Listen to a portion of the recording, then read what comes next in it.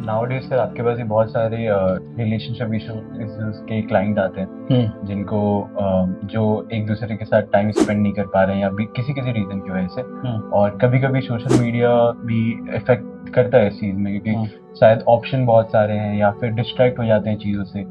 तो उसके बारे में सर थोड़ा कुछ आप बताइए, कैसे हम मैनेज कर सकते हैं इस चीज़ों को, क्योंकि 25% इंडिया में ही अभी नाउडेज, अभी ये तो स्टार्टिंग का ही है, इफेक्ट कर रहे हैं सोशल मीडिया की वजह से रिलेशनशिप। तो जब सोशल मीडिया की हम बात करते हैं ना, तो मैंने जैसे बताया था कि सोशल मीडिया एक बहुत बड़ा दानव है, राक्षस है।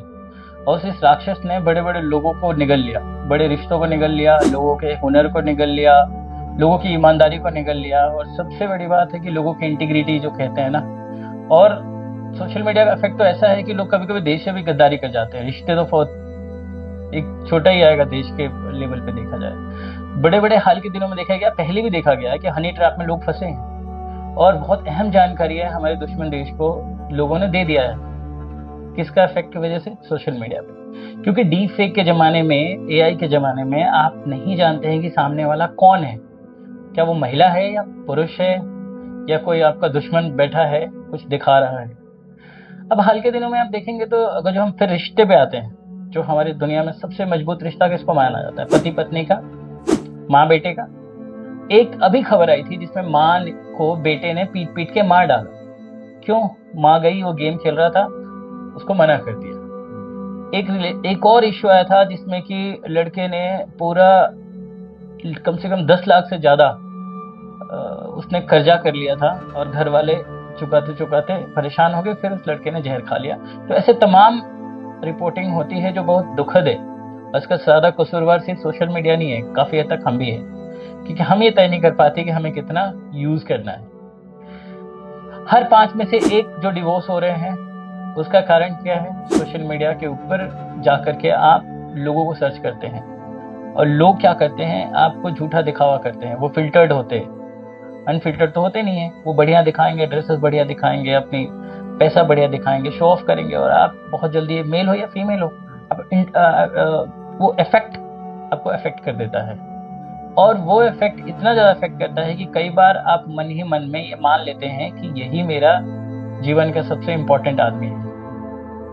तो आज आपको खूब समय देगा क्योंकि आपसे उसको कुछ चाहिए, टू बी वेरी ऑनेस्ट। जैसे उसका काम निकल जाएगा, वो ऐसे हवा हो जाएगा, क्योंकि सोशल मीडिया ने एक हेल्पिंग हैंड और दिया हुआ है। वो क्या है? ब्लॉक कर देना।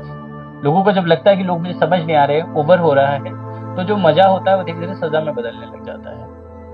राइट? लोग बेहतर कमाने के लिए, बेहतर क्वालिटी ऑफ लाइफ के लिए ज्यादा से ज्यादा समय ओवर टाइम कर रहे हैं। अब इससे क्या होता है? अपने रिश्तों में समय नहीं दे पा रहे हैं। तो इससे क्या होता है कि अब चैटिंग आ गया है। चैट, बहुत सारे सोशल चैट्स हैं जहाँ पे आप जाते हैं, बात करते हैं लोगों से।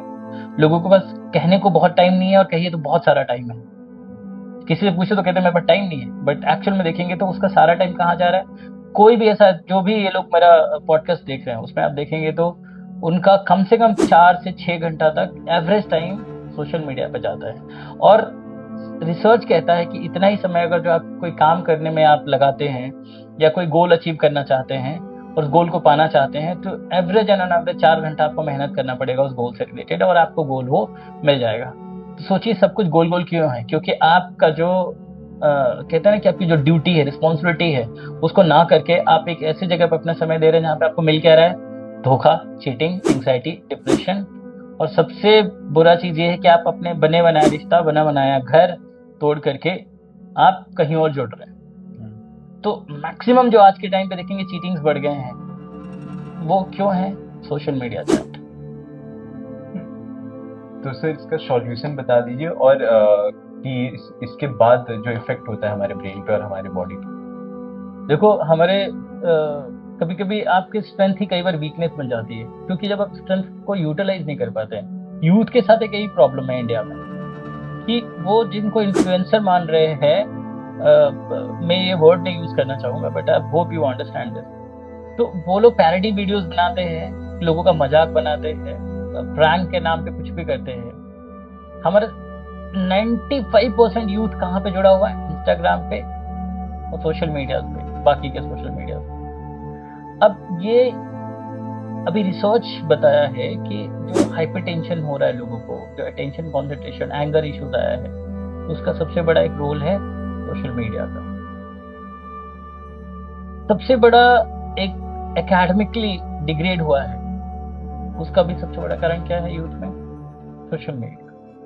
तो ये जो सोशल मीडिया है, यूथ एक्चुअली 18 तक हमारा ब्रेन डेवलप नहीं होता, 16 से 18 में जाके डेवलप होता है। और किसी को आप 13-14 साल में ही अगर जो सोशल मीडिया पकड़ा दो तो स्मार्टफोन आपको डम बनाने में कोई कसर नहीं छोड़ेगा।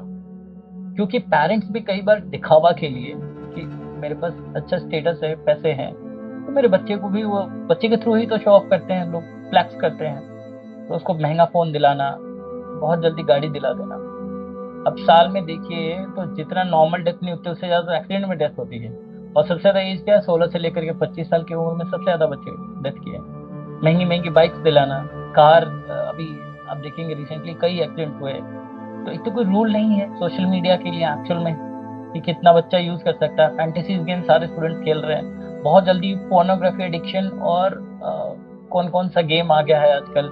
तो ये सब क्या हो रहा है लाइफ में, ये एक ऐसा प्रॉब्लम है जिसका सोल्यूशन आपके हाथ में है। हाथ में है मतलब ये फ़ोन ही आपका प्रॉब्लम का सोल्यूशन है, और यही एक सबसे बड़ा प्रॉब्लम है। When you say ना, when your weakness becomes strength and strength becomes weakness, तो इसके लिए शुरू से जागरूक करना पड़ेगा पेरेंट्स को।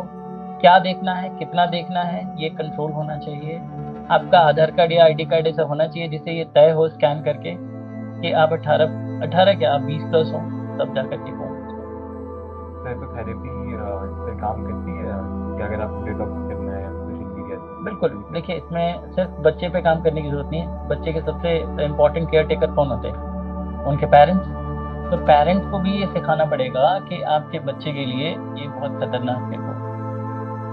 काउंसलिंग, साइकोथेरेपी, बिहेवियर थेरेपी से बेहतर किया जा सकता है लाइफ को। तो मैं सारे यूथ से जो यंगस्टर्स हैं, अब एक यंगस्टर का ये भी प्रॉब्लम मैं बता दूं, नशे में बहुत जल्दी जा रहे हैं, बहुत जल्दी रिलेशनशिप में डिस्ट्रैक्ट हो जा रहे हैं। सुसाइडल रेट्स देखेंगे तो वर्ल्ड वाइड इंडिया में यूथ का ज़्यादा है। या तो एकेडमिक प्रेशर है क्योंकि वो जो कुछ देख रहे हैं उनके मैच्योरिटी नहीं होती है, तो एक मैच्योर वे में वो चीज़ को परसेप्ट करते हैं, और वो दुनिया उनको लगता है कि जो झूठ है वो सच लगता है, जो सच है वो झूठ लगता है, और उसके बीच में वो कहीं स्ट्रगल कर रहे होते हैं। तो ये सब कुछ अगर जो आपको छोड़ना है और लाइफ में बेहतर प्रोडक्टिविटी करना है, तो वहाँ पे एक अच्छा गाइडेंस, एक अच्छी थेरेपिस्ट, काउंसलिंग की बहुत ज़्यादा ज़रूरत है। तो पेरेंट्स और एज वेल एज बच्चा दोनों को ही शामिल किया जाता है। और ऐसे में हमारे यहाँ पे बहुत एक्सपर्ट, बेहतरीन नॉलेजेबल एक्सपर्ट टीम है एनी मेंटल हेल्थ केयर में। इफ एनीवन स्ट्रगलिंग और उसे लग रहा है कि मुझे छोड़ना है या मुझे हेल्प चाहिए, सपोर्ट चाहिए, तो आप, इट डजंट मैटर आप मेडिसिन ले रहे हैं, साइकाट्रिक सपोर्ट ले रहे हैं, आप काउंसलिंग, साइकोथेरेपी, बिहेवियर थेरेपी के लिए, इवन साइकाट्रिक सपोर्ट के लिए आपके एनी मेंटल हेल्थ केयर में आप विजिट कर सकते हैं।